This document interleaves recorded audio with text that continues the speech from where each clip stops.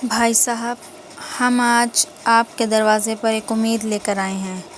سلیم خان نے نظریں جھکائے دھیمے لہجے میں کہا، اگر آپ مناسب سمجھیں تو ہم اپنے بیٹے احتشام کے لیے مہوش کا رشتہ مانگنے آئے ہیں۔ کمرے میں چند لمحوں کے لیے خاموشی چھا گئی۔ اچانک شائستہ بیگم کے قہقہے نے سکوت توڑ دیا۔ کیا کہا تم نے؟ اپنی اوقات دیکھی ہے؟ اس نے طنزیہ نظروں سے سلیم خان اور اس کی بیوی کو دیکھا۔ میری بیٹی اور تمہارا بیٹا، آخر تم لوگوں نے اتنی بڑی جرأت کیسے کر لی؟ سلیم خان نے نرمی سے کہا، بہن، رشتہ مانگنے میں کوئی برائی نہیں ہوتی، انکار آپ کا حق ہے، بس۔ شائستہ بیگم نے غصے سے بات کاٹ دی۔ تمہارے بیٹے کے پاس ہے کیا؟ نہ دولت، نہ حیثیت، نہ نام۔ میں اپنی بیٹی کسی فقیر کے گھر کبھی نہیں بھیجوں گی۔ یہ کہتے ہوئے اس نے نوکروں کو آواز دی، انہیں ابھی کے ابھی باہر نکالو۔ سلیم خان خاموشی سے اٹھ کھڑا ہوا۔ اس کی بیوی کی آنکھوں سے آنسو بہہ رہے تھے، جبکہ احتشام نے ایک آخری نظر مہوش پر ڈالی۔ مہوش خاموش کھڑی تھی۔ سلیم خان نے اپنے بیٹے کے کندھے پر ہاتھ رکھا اور دونوں وہاں سے چلے گئے۔ اس دن کسی نے ایک لفظ بھی نہیں کہا۔ 7 سال بعد شہر کی سب سے بلند عمارت کی آخری منزل پر واقع وسیع و عریض آفس، شیشے کی دیوار کے سامنے ایک وجیح نوجوان ہاتھ جیب میں ڈالے شہر کو خاموشی سے دیکھ رہا تھا۔ اب وہ صرف احتشام نہیں تھا، بلکہ خان گروپ آف انڈسٹریز کا مالک احتشام خان تھا، ایک ایسا نام جس کے فیصلے پر کروڑوں روپے کا کاروبار کھڑا تھا۔ کافی بدل گئے ہو تم، پیچھے سے آواز آئی۔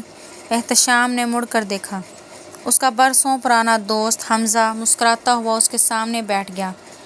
کاروبار مل گیا، عزت مل گئی، شہرت مل گئی، لیکن تمہاری زندگی میں آج بھی وہی خاموشی کیوں ہے؟ احتشام ہلکا سا مسکرایا۔ کچھ خاموشیاں کبھی ختم نہیں ہوتی، حمزہ نے سنجیدگی سے پوچھا۔ اب بھی مہوش سے محبت کرتے ہو؟ چند لمحے خاموشی رہی، پھر احتشام نے آہستہ سے جواب دیا، محبت وقت کے ساتھ کم نہیں ہوئی، بس اس کا اظہار ختم ہو گیا۔ حمزہ نے حیرت سے کہا، لیکن تم تو 7 سال پہلے یہ شہر چھوڑ گئے تھے، پھر تمہیں اس کی زندگی کے بارے میں اتنا سب کیسے معلوم ہے؟ احتشام نے میز پر رکھی ایک فائل اس کی طرف بڑھا دی۔ کیونکہ میں نے کبھی اس کی خبر رکھنا نہیں چھوڑی۔ حمزہ نے فائل کھولی تو اس میں مہوش کی زندگی کی ہر چھوٹی بڑی تفصیل موجود تھی، اس کی شادی، اس کے والدین کی وفات، اس کے شوہر کا ظلم اور اس کا بیٹا روحان۔ حمزہ نے چونک کر احتشام کی طرف دیکھا۔ تمہیں یہ سب پہلے سے معلوم تھا؟ احتشام نے گہرا سانس لیا۔ ہاں۔ پھر تم نے اسے بچایا کیوں نہیں؟ کیونکہ وہ کسی اور کی بیوی تھی حمزہ، اور میں اس کی زندگی میں اس وقت تک قدم نہیں رکھ سکتا تھا جب تک وہ خود ہر سہارا نہ کھو بیٹھے۔ اسی لمحے احتشام کا فون بج اٹھا۔ اس نے کال ریسیو کی تو دوسری طرف سے گھبرائی ہوئی آواز سنائی دی، سر، آج پھر مومن نے مہوش بیوی پر بہت تشدد کیا ہے۔ اس بار تو اس نے حد کر دی ہے، مہوش کو مار کر گھر سے باہر پھینک دیا ہے۔ احتشام کا چہرہ ایک لمحے میں سخت ہو گیا۔ وہ اس وقت کہاں ہیں؟ سر، محلے والوں نے ایمبولینس بلا کر سٹی ہسپتال بھجوا دیا ہے۔ احتشام نے بغیر ایک لمحہ ضائع کیے فون بند کیا۔ حمزہ، میٹنگ کینسل کر دو۔ کیا ہوا؟ احتشام نے اپنی گاڑی کی چابی اٹھائی۔ اب مزید انتظار ختم ہو گیا ہے، شاید اب وقت آ گیا ہے کہ ان کو سبق سکھایا جائے۔ اور چند ہی منٹ بعد اس کی سیاہ رنگ کی لگژری گاڑی تیزی سے سٹی ہسپتال کے باہر رکی۔ گاڑی کا دروازہ کھلا اور قریباً 6 فٹ 2 انچ قد کا ایک وجیح نوجوان باہر اترا۔ سیاہ 3 پیس سوٹ، قیمتی گھڑی، چمکتے ہوئے کالے جوتے، سنورے ہوئے بال اور چہرے پر چھائی ہوئی سنجیدگی۔ اس کی پرکشش شخصیت میں ایک عجیب سا رعب تھا۔ اس کی گہری بھوری آنکھیں ہمیشہ کی طرح پرسکون تھیں، مگر آج ان میں برسوں کا دبا ہوا غصہ صاف دکھائی دے رہا تھا۔ اس کے پیچھے 2 باڈی گارڈ خاموشی سے چل رہے تھے۔ ہسپتال کے عملے نے جیسے ہی اسے دیکھا، سب احتراماً ایک طرف ہٹ گئے۔ وہ کسی کی بھی طرف دیکھے بغیر لمبے اور پراعتماد قدموں سے ایمرجنسی وارڈ کی طرف بڑھ گیا۔ اس کے چہرے پر ہمیشہ والی ٹھنڈک موجود تھی، مگر دل کے اندر ایک طوفان برپا تھا۔ وہ لمبے قدموں سے ایمرجنسی کی طرف بڑھا تو اندر ڈاکٹر مہوش کو دیکھ رہے تھے مگر کوئی علاج شروع نہیں کر رہا تھا۔ احتشام کی آواز پورے ہال میں گونجی، مسئلہ کیا ہے؟ اب تک علاج شروع کیوں نہیں ہوا؟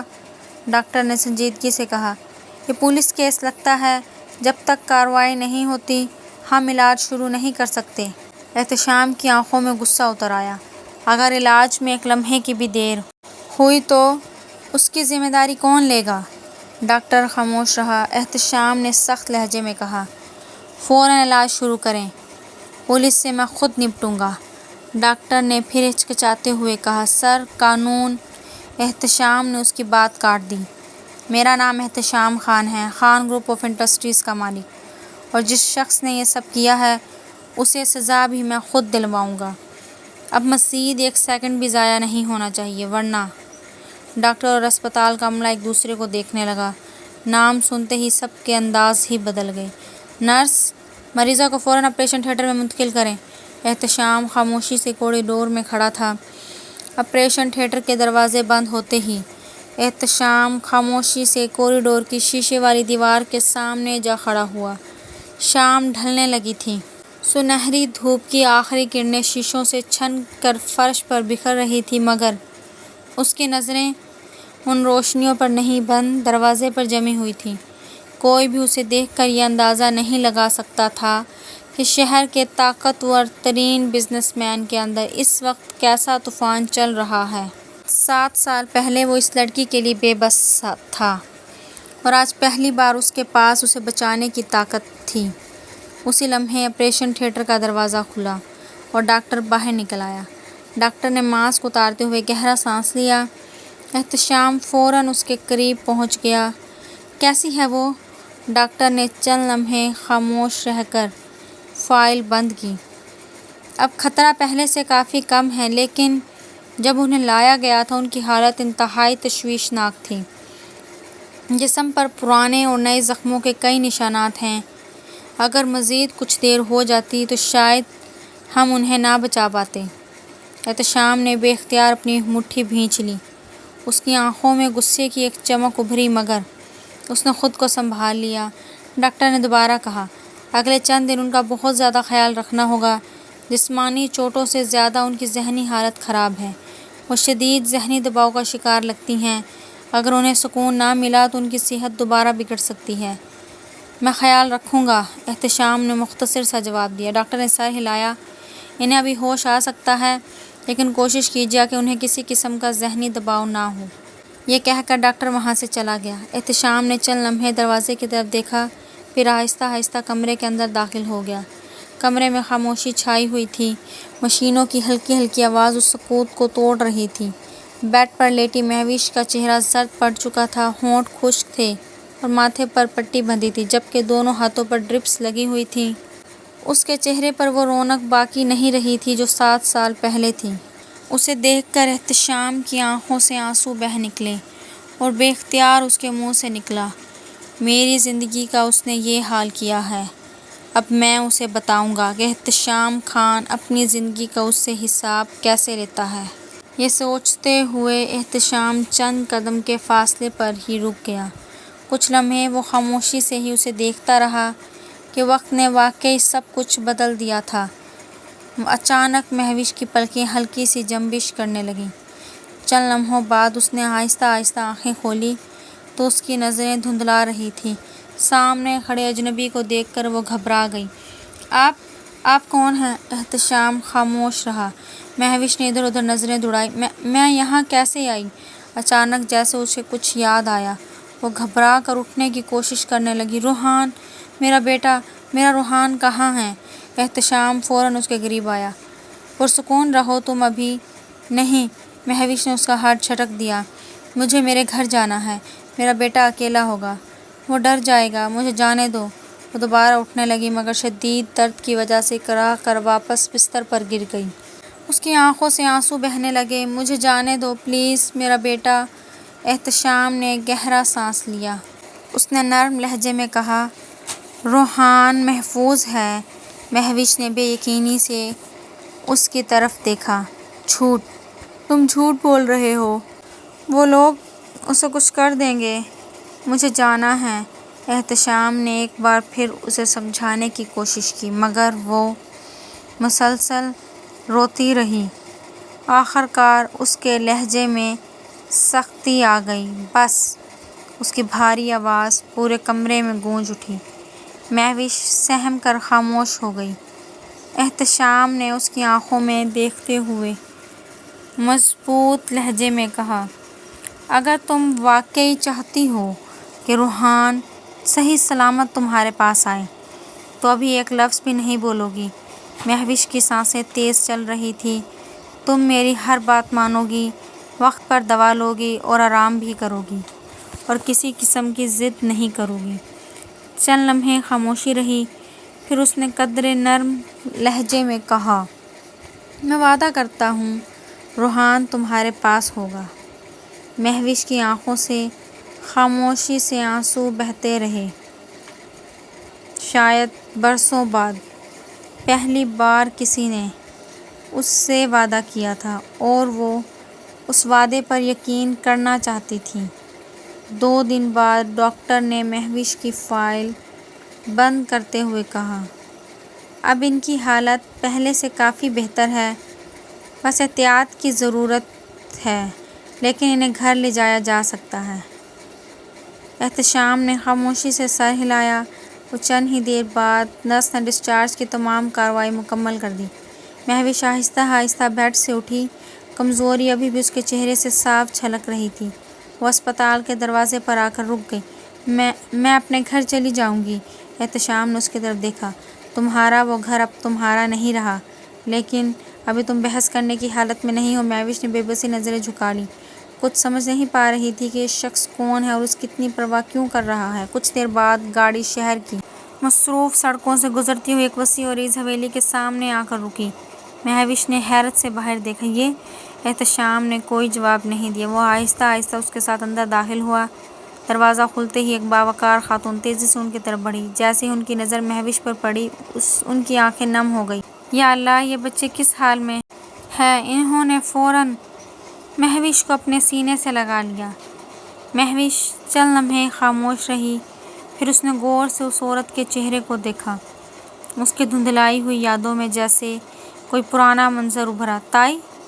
اس کے لبوں سے بے اختیار نکلا۔ وہ خاتون چونک گئی۔ ہاں بیٹا، میں ہی ہوں۔ مہوش کی نظریں بے اختیار احتشام کی طرف اٹھیں۔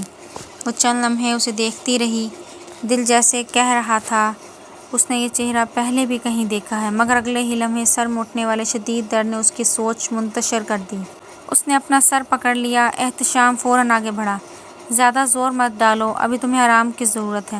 اس کی تائی نے محبت سے اس کا ہاتھ تھاما۔ آؤ بیٹا، پہلے آرام کر لو، باقی باتیں بعد میں ہوں گی۔ مہوش خاموشی سے ان کے ساتھ اندر چلی گئی۔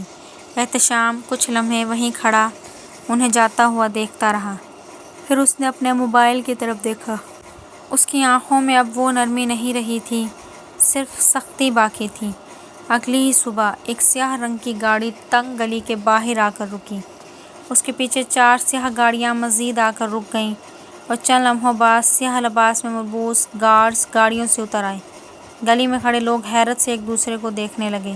یہ کون آیا ہے؟ لگتا ہے کوئی بہت بڑا آدمی ہے۔ احتشام آہستہ سے گاڑی سے اترا۔ اس نے ایک نظر اس چھوٹے سے گھر پر ڈالی اور بغیر کچھ کہے اندر داخل ہو گیا۔ دروازہ زور سے کھلا اور مومن صوفے پر سامنے ہی بیٹھا تھا۔ اس نے چونک کر سر اٹھایا۔ تم کون ہو؟ اس کا جملہ مکمل بھی نہ ہو سکا۔ احتشام کا پہلا گھونسا سیدھا اس کے چہرے پر پڑا۔ مومن لڑکھڑاتا ہوا فرش پر جا گرا۔ وہ سنبھلنے کی کوشش ہی کر رہا تھا کہ احتشام نے اس کا گریبان پکڑ کر دوبارہ ایک زوردار مکہ مارا۔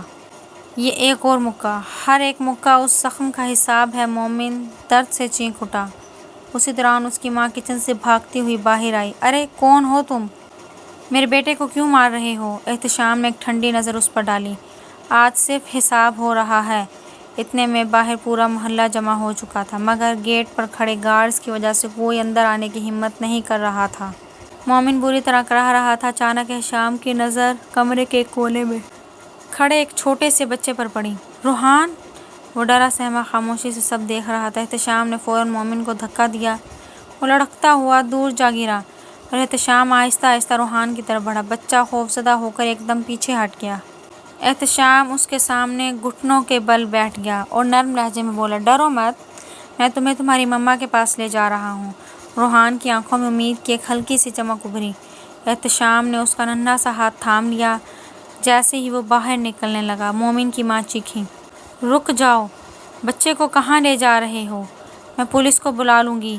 احتشام دروازے پر رکا، بغیر پلٹے ہی بولا، ضرور بلانا، میں بھی یہی چاہتا ہوں کہ پولیس آئے تاکہ تم سب کے ظلم کا حساب ایک ساتھ ہو۔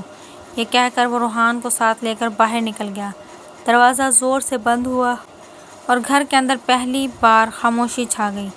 تھوڑی ہی دیر میں احتشام تیز قدموں سے کمرے میں داخل ہوا۔ اس کی گود میں ننھا سا روحان تھا جو ڈرا سہما اس کے کندھے سے لگا ہوا تھا۔ جیسے ہی مہوش کی نظر اپنے بیٹے پر پڑی، اس کی آنکھیں بے اختیار بھر آئیں۔ روحان! وہ گھبرا کر بستر سے اٹھنے لگی، مگر کمزوری نے اس کا ساتھ نہ دیا۔ اس کا جسم لڑکھڑا گیا، مگر احتشام نے فوراً آگے بڑھ کر اسے سنبھال لیا۔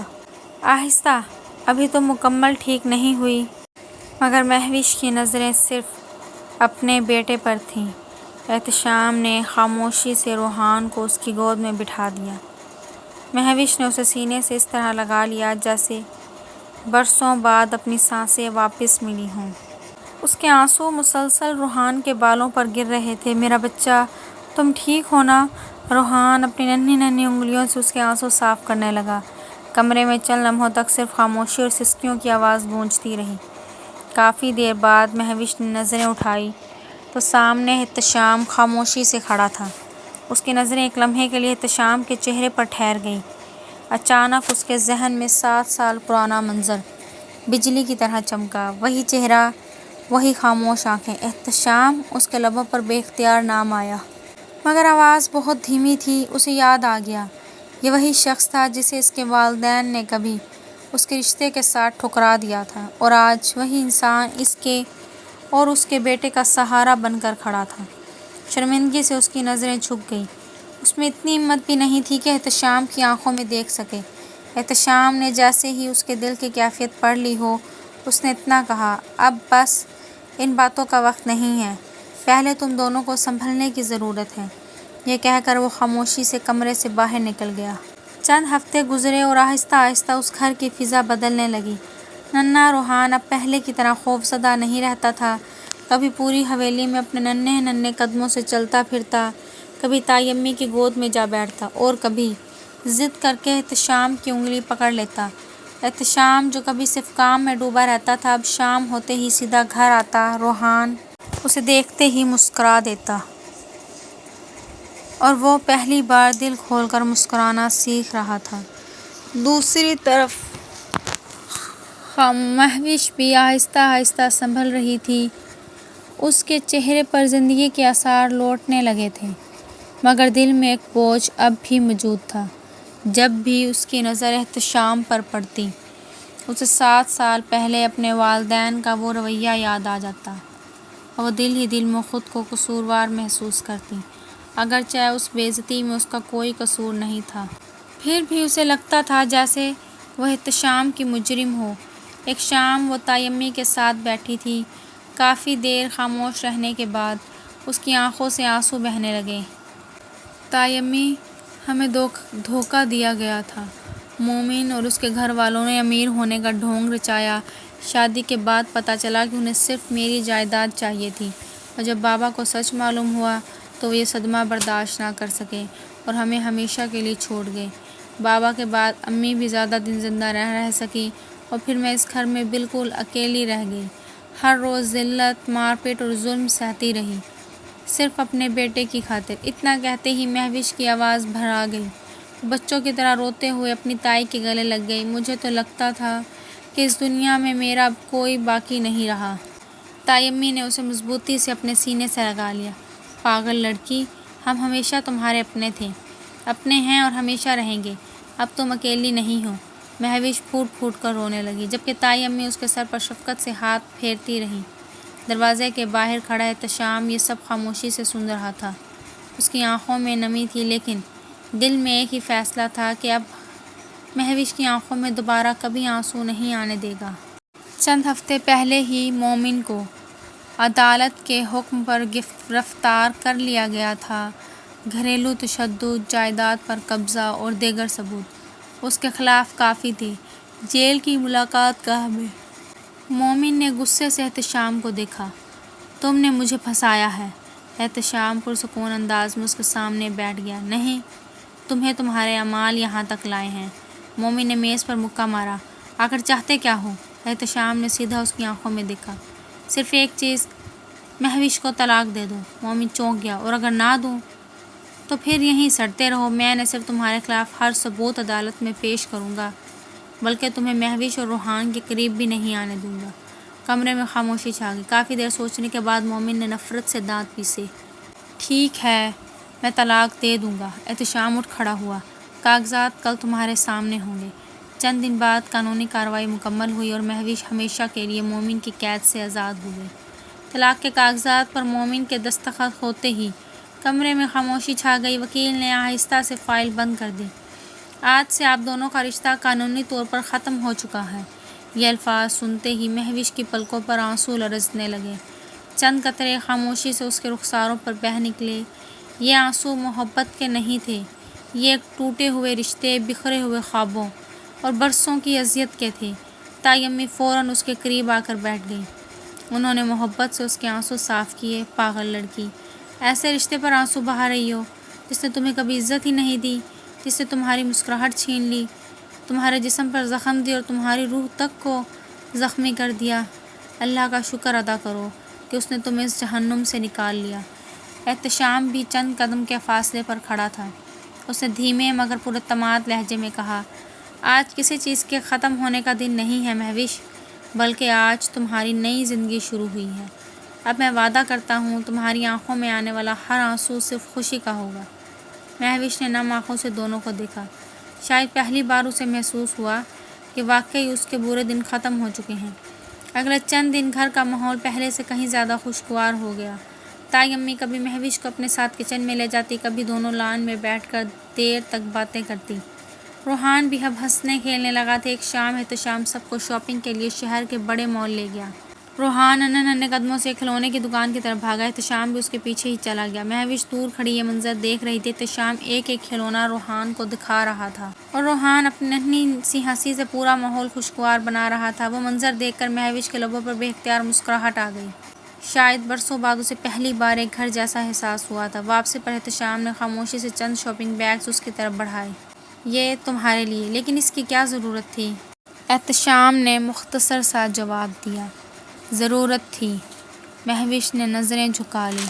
اس کے دل میں احتشام کے لیے عزت اور احساس پہلے سے کہیں زیادہ بڑھ چکا تھا، مگر آج اس کے چہرے پر مدتوں بعد دل سے نکلی ہوئی مسکراہٹ آئی۔ مہوش کو احتشام کے گھر آئے 6 ماہ گزر گئے تھے اور وہ کبھی تنہا بیٹھ کر سوچتی کہ احتشام کتنا اچھا ہے، اس کا اور روحان کا اتنا خیال کرتا ہے، اور کبھی احتشام نے مہوش کو ان 6 مہینوں میں کسی طرح کا دکھ نہیں دیا تھا، نہ ہی ماضی کا کوئی تانا۔ اکثر مہوش کی آنکھیں ماضی کے اس منظر کی وجہ سے نم ہو جاتی۔ وقت نے ایک بار پھر زخموں پر مرہم رکھنا شروع کر دیا تھا۔ مہوش اب پہلے جیسی ٹوٹی ہوئی لڑکی بھی نہیں رہی تھی۔ اس کے چہرے پر دوبارہ ہلکی سی مسکراہٹ لوٹ آئی۔ روحان بھی اب پورے گھر کی جان بن چکا تھا۔ کبھی احتشام کی انگلی پکڑ کر باغ میں چلتا، کبھی تائی امی کے پیچھے پیچھے گھومتا اور کبھی ضد کر کے احتشام کی گود سے اترنے کا نام ہی نہ لیتا، مگر یہ سکون زیادہ دیر قائم نہ رہ سکا۔ ایک صبح وکیل گھر آیا۔ اس نے سنجیدگی سے کہا، احتشام صاحب، مومن نے روحان کی کسٹڈی کا کیس دائر کر دیا ہے۔ یہ سنتے ہی مہوش کے ہاتھ سے چائے کا کپ چھوٹتے چھوٹتے بچا۔ نہیں، وہ میرا بیٹا مجھ سے نہیں چھین سکتا۔ اس کی آنکھوں سے آنسو بہنے لگے۔ وکیل نے آہستہ سے کہا، آپ گھبرائیں نہیں مہوش، ہماری پوزیشن مضبوط ہے، لیکن ایک مسئلہ ہے، وہ عدالت میں یہی موقف اختیار کرے گا کہ آپ کی ذہنی اور جسمانی حالت کچھ عرصہ پہلے تک مستحکم نہیں تھی اور بچہ بھی ایک غیر متعلقہ افراد کے گھر رہ رہا ہے۔